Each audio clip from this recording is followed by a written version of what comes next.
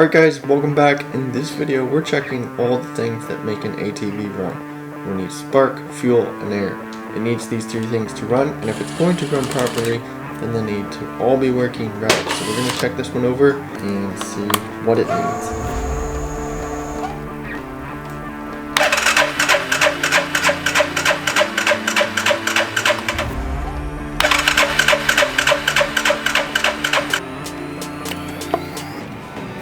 Could trim that. So I pulled the coil wire and I'm going to trim this back about 1/8 of an inch so we get a good connection there. I'm just checking everything over to make sure we have spark. Healthy sounding fuel pump.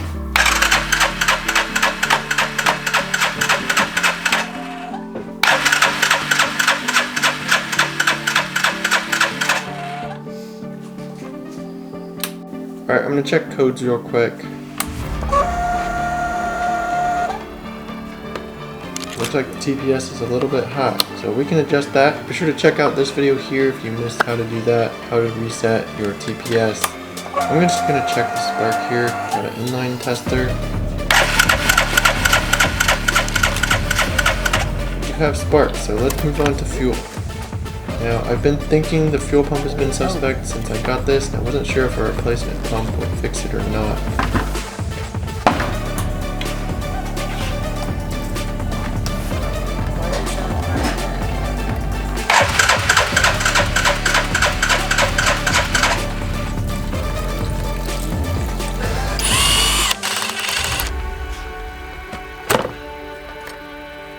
This is actually broken.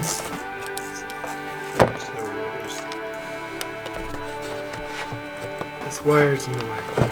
This hose just may be clogged. First I'm going to try blowing out the fuel line. It doesn't seem like there's anything in it. It's blowing right through, so.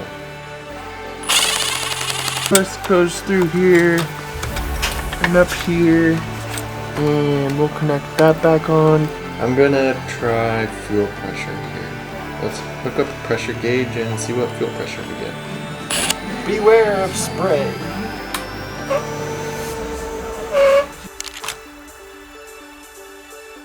Alright, we have fuel pressure, so I don't know. I'm a little skeptical on this is a Harbor Freight gauge and the fuel pump still sounds bad, so it should be a quiet whirring or a humming sound. So maybe the regulator's bad, we'll check into that.